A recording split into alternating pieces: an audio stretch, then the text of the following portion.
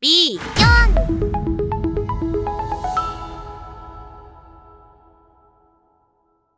안녕하십니까, 박준모입니다.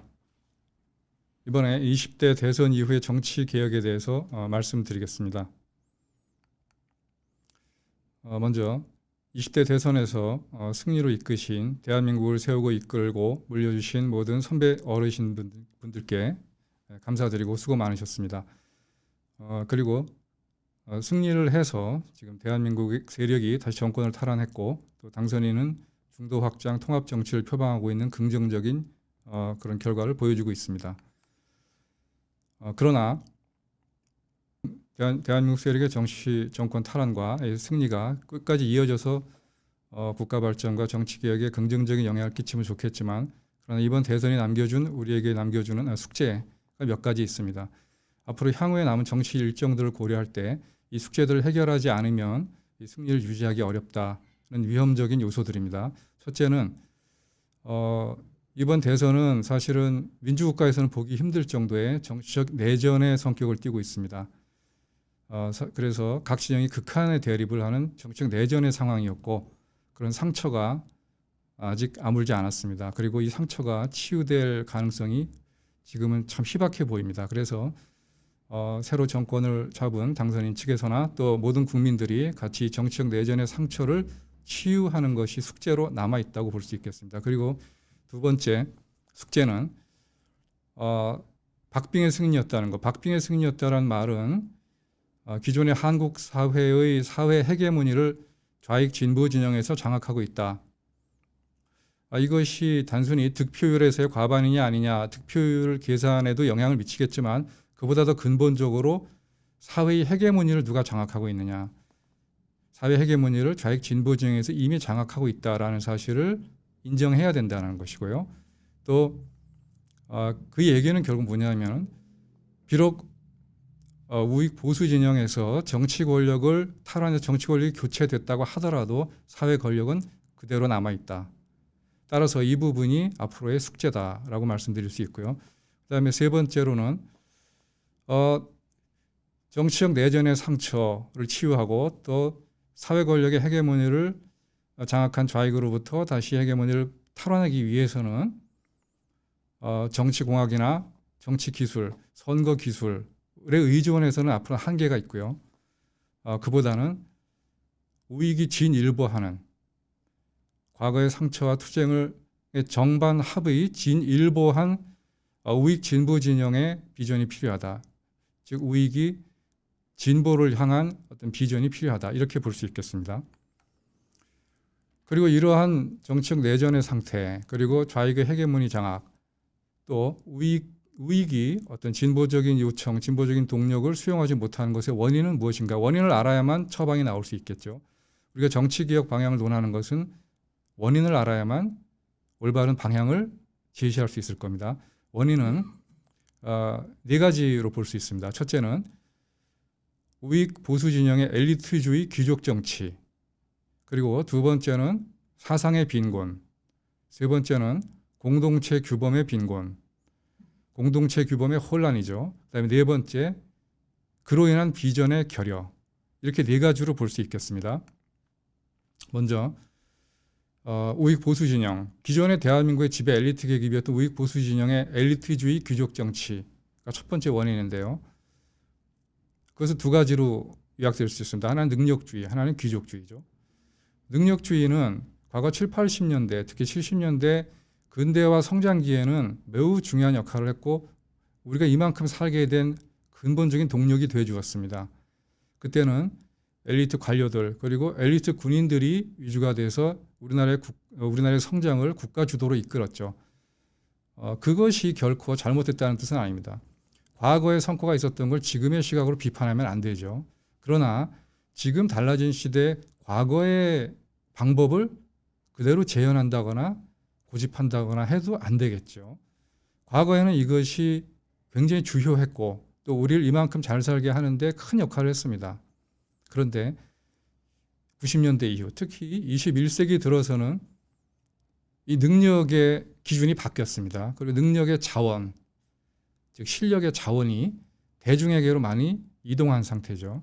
그래서 지금은 이런 능력주의, 7, 80년대의 능력주의의 기대에서는 사회를 통합하고 국가가 함께 발전하는 데는 한계가 있다라고 볼 수 있고요. 그다음에 귀족 정치, 귀족주의입니다.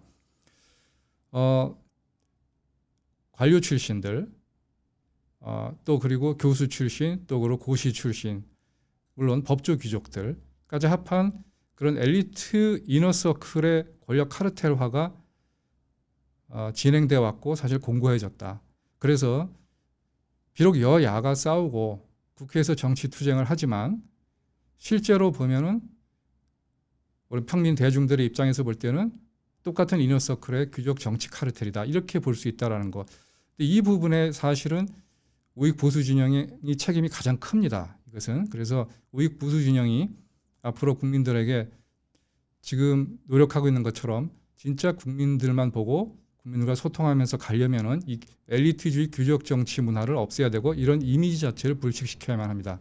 그 다음에 두 번째 사상의 빈곤인데요. 이것은 우익 보수정의 사상이라고 하면 자유민주주의와 자유시장경제 이 두 가지를 듭니다. 그런데 자유민주주의라는 것이 어떻습니까, 여러분? 서구 유럽에서는 근대 시민혁명을 통해서 그 피비린내라는 투쟁을 거쳐서 이뤄낸 역사의 산물이었는데 우리는 사실은 그런 어떤 시민계급의 형성, 시민혁명이 발생하지 않고 2차 대전 이후에 냉전적인 세계 체제의 반공 이데올로기로서 우리에게 주어진 사상이었습니다. 물론 우리가 선택을 잘 했죠. 그러나 우리가 피땀 흘려서 쟁취한, 우리가 시민혁명으로 쟁취한 이데올로기가 아니었다는 것입니다. 따라서 당시에 우리가 이걸 받아들일 때에는 시민혁명 그리고 시민계급 그리고 공화적 마인드가 없었죠. 그런 상태에서 우리는 어쩔 수 없이 둘 중에 하나를 선택해야만 했었고 다행히도 우리는 현명한 선택을 해서 우리 자유민주주의를 택했습니다. 그래서 그 결과 오늘날에 우리가 있게 된 거죠. 그러나 한계는 그 당시에 우리가 이 냉전적 이데올로기를 선택할 때 물론 선택은 잘 했습니다만 자유와 민주주의 가치에 관한 깊은 담론과 사회적 합의는 없었다. 물론 이걸 비판하는 건 절대 아닙니다. 왜냐하면 그 당시에 먹고 살기 힘들고 생존 자체가 문제인 시기에 자유와 민주주의 사상 그리고 공화정 어떻고 이런 마인드에 대해서 사회적 담론과 합의를 거친다. 이건 굉장히 사치스러운 얘기죠. 그러니까 그 당시에 이 선택과 이런 것을 비판하는 것이 아닙니다. 다만 이것이 그 이후에 90년대 이후에는 이런 깊이 있는 성찰과 합의가 있었어야만 한다는 뜻입니다. 그런데 그게 없었죠. 그런데 뭐 불행인지 다행인지는 모르겠습니다만은 문재인 대통령이 정권을 잡고 나서부터 사실은 자유에 대한 위협을 겪고 민주주의에 대한 위협을 겪고 나서부터 이 우익 보수 진영에서는 자유와 민주주의 가치에 대한 또 연구, 공부 그리고 성찰을 하기 시작했습니다. 본격적으로. 그래서 최근에는 보면은 자유민주주의에 대한 어떤 깊이 있는 해설이나 또 미국의 보수주의에 관한 어떤 깊이 있는 해석과 전달 이런 걸 많이 볼 수 있죠. 이것은 참 역설적으로 문재인 정권의 덕분이다 이렇게 볼 수 있습니다. 그 다음에 두 번째 자유시장 경제에 관해서 말씀드리겠는데요. 자유시장 경제 나무랄 데 없습니다. 물론 개인의 책임과 자율에 맡겨야 되고 경쟁과 균형의 원리에 의해서 간다. 시장 자율에 맡겨야 된다. 맞는 말입니다. 그런데 굉장히 중요한 한 축이 빠져 있다. 이 말씀을 드리겠습니다. 자유시장 경제는 다 아시겠습니다만은 시장의 자율과 그다음에 정부의 적절한 개입으로 이루어집니다. 특히 20세기 중반 이후에는 정부의 개입이 한 축으로 작용을 하지요. 그런데 근본적으로 이 우익 보수의 경제 시스템, 자유시장 경제 체제에는 사회라는 개념이 없습니다. 사회. 그러니까 국가와 국민, 또 정부와 시장, 그리고 공공과 민간 이런 구분은 있지만 사회 부문에 대한 개념은 없습니다. 뭐 사회와 그다음에 공공, 또 정부 이런 것이 어떻게 다른가에 대해서 깊이 있게 얘기할 만한 어떤 시간은 없습니다. 지금. 그러나 한번 잘 생각해 보시면 그렇습니다.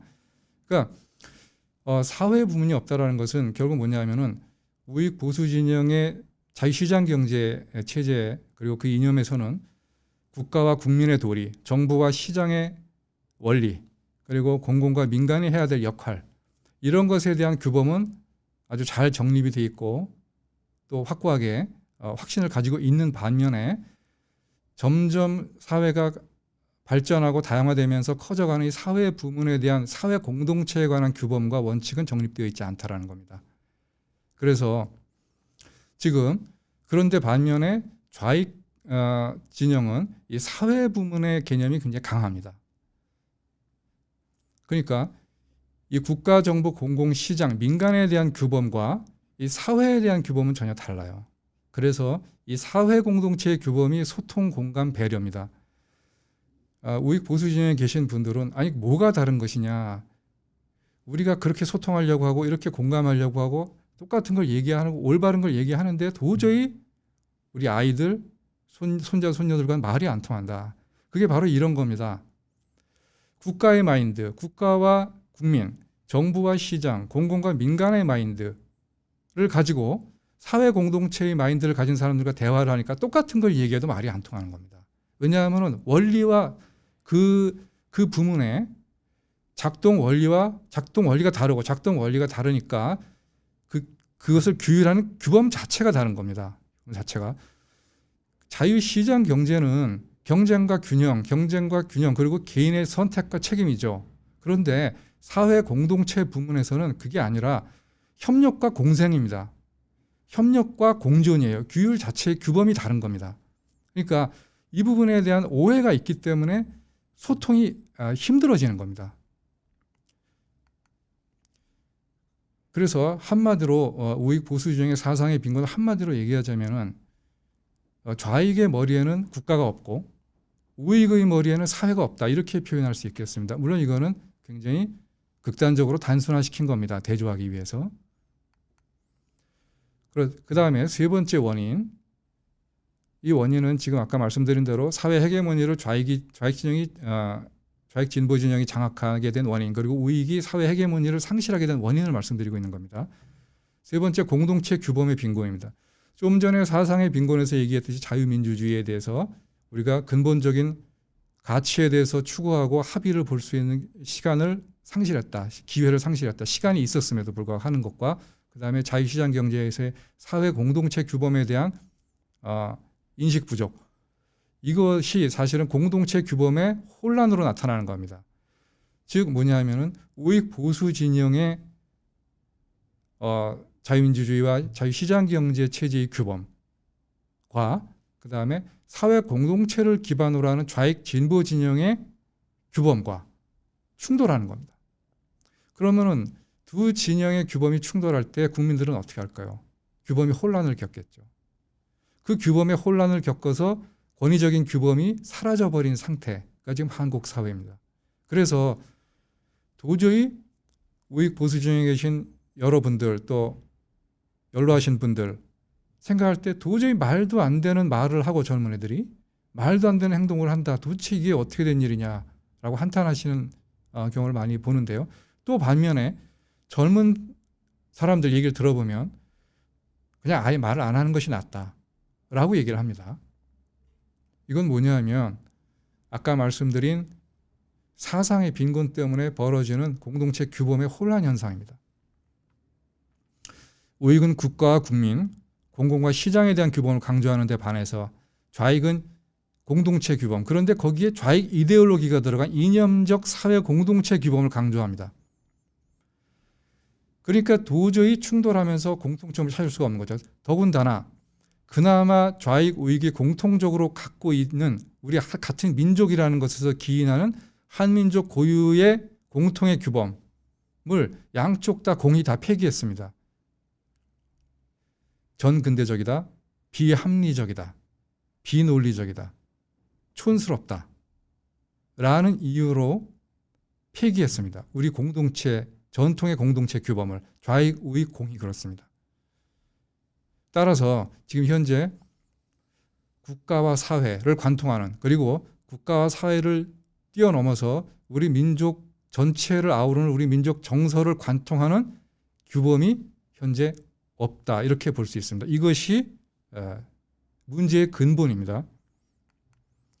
그 다음에 이렇게 사상의 빈곤과 규범의 혼란이 가져온 결과가 뭐겠습니까? 당연히 비전이 있을 수가 없죠. 비전이. 공동체 규범과 규범의 합의가 없는데 어떻게 비전이 있을 수가 있겠습니까? 따라서 우익 보수 진영에서는 미래의 민족, 국가, 사회의 비전을 제시할 필요가 있습니다. 한시바삐 이걸 마련할 필요가 있는데 이것은 그냥 모여서 4차 산업혁명에 맞는 미래상이 뭘까 학자들이 모여서 얘기한다고 되는 것이 아닙니다. 이것은 민족과 우리 사회를 관통해야 됩니다. 그렇기 때문에 경제학자, 과학자들만 있어서는 안 되는 겁니다. 역사학자나 사회심리학자들도 있어야 되는 겁니다. 우리 민족의 고유한 정서와 DNA에 들어가 있는 코드를 찾아내서 민족과 국가와 사회를 아우르는 공통의 규범적 가치를 제시하고 그것에 기초해서 우리 미래의 비전을 제시해야만 한답니다. 그리고 거기에는 한 가지 더 들어가야 되죠. 인간에 대한 성찰, 인간관이 들어가야 됩니다. 그것은 왜 그러냐? 우리가 세계를 선도하는 민족 국가가 되기 위해서는 인간에 대한 성찰, 인간관이 필요합니다. 그리고 그것이 우리만의 인간관에 그치면 안 되고 우리의 인간관이 세계 공통의 인간관이 되어야만 됩니다. 한번 생각해 보십시오. 세계를 선도하는 국가들은 그들 국가의 인간관이 세계를 지배하고 있습니다. 예. 자, 그럼 지금까지 우리가 겪고 있는 문제들, 우리가 정치개혁의 올바른 방향을 제시하기 위해서 우리가 알아야만 될 원인들을 살펴봤습니다. 첫째는 엘리트주의와 귀족정치, 그리고 사상의 빈곤, 그리고 우리 공동체 규범의 혼란 상태, 그로 인한 미래 비전의 결여, 이 네 가지로 살펴봤는데요. 다음에는 이를 해결하기 위한 어떤 대안들에 대해서 말씀드릴 기회를 갖도록 하겠습니다. 감사합니다.